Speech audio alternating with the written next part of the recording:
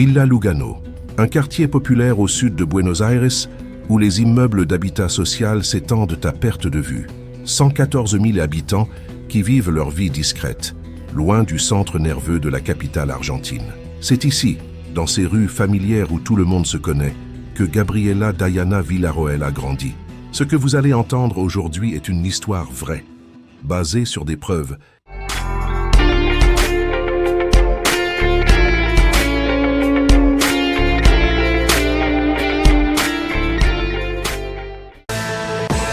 El peor final para Gabriela de 18 años. Se iba a encontrar con su novio, pero de pronto desapareció y ahora aparece un tío, el esposo de una de las tías de Gabriela, que dice que lo asesinó. Se quebró en la comisaría. Estamos con Virginia Trombetta en la casa de Gabriela. Juillet 2016. L'hiver austral enveloppe la ville. Gabriela a 18 ans. Elle vit avec sa mère Liliana, son beau-père César Garcia, sa sœur Sunilda qui a 14 ans, et ses deux petits demi-frères. La famille partage aussi la maison avec la grand-mère maternelle, et c'est justement là que les tensions naissent. Gabriela et sa grand-mère ne s'entendent pas. Les disputes sont fréquentes, parfois violentes. La jeune fille confie à ses proches qu'elle aimerait vivre avec son père biologique, cet homme absent dont on ne sait presque rien. Gabriela n'est pas comme les autres filles de son âge. Elle ne sort pas en boîte, ne court pas les fêtes. Elle préfère rester tranquille, voir quelques amis, étudier. Elle vient de terminer le lycée et commence une histoire avec Enzo, un garçon de 20 ans. Une relation simple, naissante, sans drames apparents. Le vendredi 29 juillet, en fin d'après-midi, Gabriela sort avec sa petite sœur. Elles vont au cybercafé du quartier. La famille n'a pas les moyens d'avoir Internet à la maison, alors les deux sœurs marchent ensemble vers cet endroit où elles peuvent se connecter, discuter, regarder des vidéos. C'est un rituel banal. Elles quittent la maison vers 17h30. Mais 2 rues avant d'arriver au cybercafé, à l'angle de Somelera et Larrazabal, Gabriela s'arrête. Elle dit à Sunilda qu'elle va attendre Enzo ici, qu'elle le retrouve, que sa sœur peut continuer sans elle. Sunilda hésite, puis poursuit son chemin. Elle ne sait pas qu'elle vient de voir sa grande sœur pour la dernière fois. Quelques heures plus tard, vers 19h, Enzo frappe à la porte de la famille Villarroel. Il demande où est Gabriela. Il dit qu'il devait la voir, qu'il n'arrive pas à la joindre. Liliana, la mère, sent immédiatement que quelque chose ne va pas. Elle vérifie le téléphone de sa fille. Les messages WhatsApp sont lus, mais sans réponse. Le portable est actif jusqu'à 19h26, puis plus rien. La panique s'installe. La famille cherche partout. Ils appellent, interrogent les voisins, parcourent le quartier. Gabriela a disparu à 5 rues de chez elle, dans un périmètre qu'elle connaît par cœur. Liliana veut alerter la police immédiatement, mais les agents du commissariat 48 lui conseillent d'attendre. C'est la procédure, disent-ils. Attendez demain. Le lendemain, 30 juillet, la famille ne peut plus rester les bras croisés.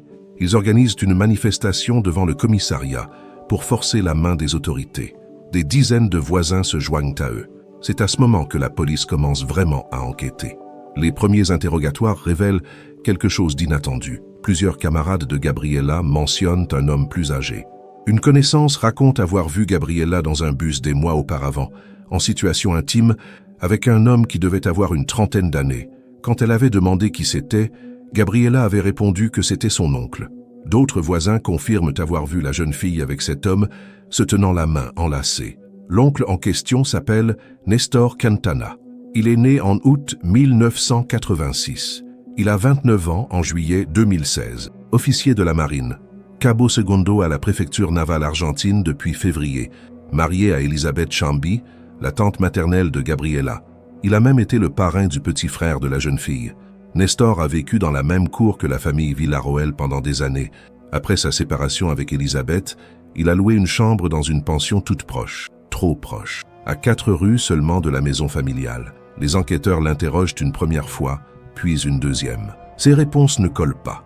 Il prétend avoir été agressé le jour de la disparition de Gabriela, qu'on lui a volé son portable et 19 900 pesos. Mais il est incapable d'expliquer où il aurait retiré une telle somme. Les caméras de surveillance ne montrent aucune trace d'agression. Le 2 août au soir, lors d'un 3e interrogatoire, Nestor s'effondre. Il dit aux policiers qu'il sait où est Gabriela, qu'elle est morte, qu'il l'a tuée. Les agents se précipitent à la pension de la rue Zelarayan, au numéro 5300, entre Font-Rouge et La Raya. Dans l'une des 3 chambres que Nestor louait, Ils découvrent un paquet enveloppé dans un drap et des sacs poubelles. Le corps de Gabriela est là, recroquevillé en position fétale. L'autopsie révèle qu'elle est morte par asphyxie mécanique. Strangulation manuelle. Il n'y a aucun signe d'abus sexuel. Selon les médecins légistes, elle a été tuée le 31 juillet au matin. Elle a donc survécu 2 jours après sa disparition. Mais ce n'est qu'en creusant davantage que la véritable histoire émerge. Une histoire qui glacera le sang des enquêteurs. Nestor Quintana et Gabriela Villarroel entretenaient une relation secrète depuis que la jeune fille avait 13 ans. 13 ans.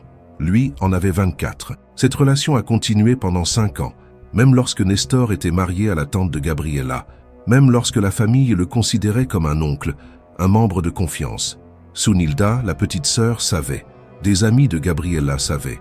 Elles racontent aux policiers que Nestor était extrêmement jaloux, qu'il contrôlait Gabriela, qu'il l'avait déjà frappée, qu'il lui envoyait des messages vocaux insultants, qu'il ne supportait pas qu'elle ait commencé à sortir avec Enzo. Les caméras de surveillance du quartier montrent Gabriela et Nestor marchant ensemble le 29 juillet en fin d'après-midi, se dirigeant vers la pension. Elle est entrée volontairement. Elle devait penser qu'elle pourrait lui parler, mettre fin à cette relation toxique, reprendre sa vie. Mais Nestor n'a pas accepté. Ils se sont disputés et il a serré ses mains autour du cou de la jeune fille jusqu'à ce qu'elle cesse de respirer. Puis il a enveloppé son corps et l'a laissé là, dans cette chambre sombre pendant 3 jours, tandis que sa famille la cherchait désespérément à quelques rues de là. Lors de son interrogatoire initial, Nestor a confessé spontanément. Mais cette confession a été faite sans la présence d'un avocat ni d'un juge. Techniquement, elle n'avait aucune valeur légale. Plus tard, Nestor a rétracté ses aveux. Il a affirmé avoir été sous pression, manipulé par les enquêteurs. Le procès s'ouvre en mars 2018 au tribunal correctionnel des crimes. Le ministère public l'accuse d'homicide qualifié aggravé par le lien familial et par la violence de genre. Les preuves s'accumulent. Le corps découvert à l'endroit exact qu'il a indiqué. L'ADN de Gabriela sous ses ongles, signe qu'elle s'est défendue. Les témoignages sur sa jalousie pathologique, son contrôle, ses accès de violence.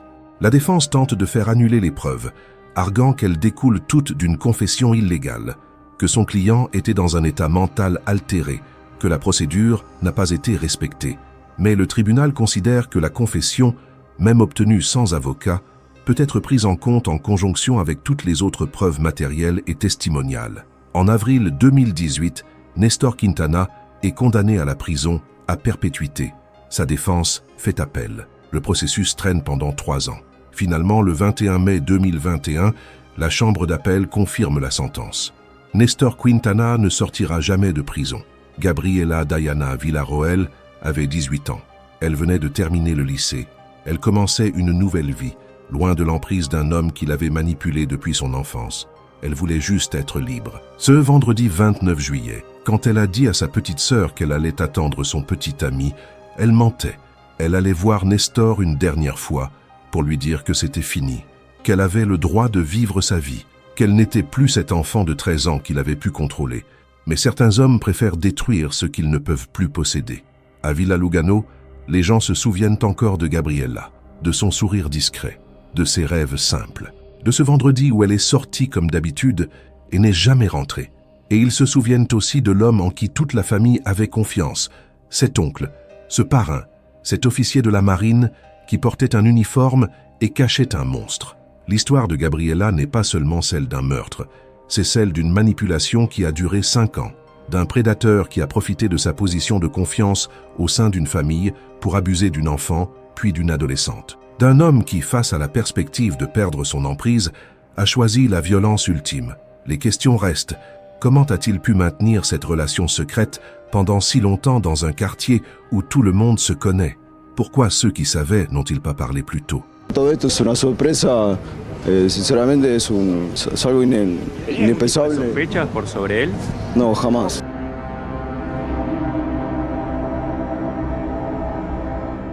Comment une enfant de 13 ans a-t-elle pu être piégée par un homme de 24 ans qui faisait partie du cercle familial? Ce ne sont pas des questions faciles, et les réponses ne ramèneront pas Gabriela. Sa mère Liliana continue à vivre à Villa Lugano. Sunilda, qui a vu sa sœur pour la dernière fois ce vendredi après-midi, porte le poids de ce moment. La famille a survécu, mais avec un vide qui ne se comblera jamais. Le cas de Gabriela Villarroel est devenu en Argentine un symbole de la violence de genre et de l'abus de pouvoir au sein des structures familiales. Un rappel que les prédateurs ne sont pas toujours des étrangers dans la nuit. Parfois, ce sont les oncles, les parrains, les membres de confiance qui partagent nos repas et connaissent nos secrets. Et parfois, le silence de ceux qui savent est aussi meurtrier que les mains qui étranglent.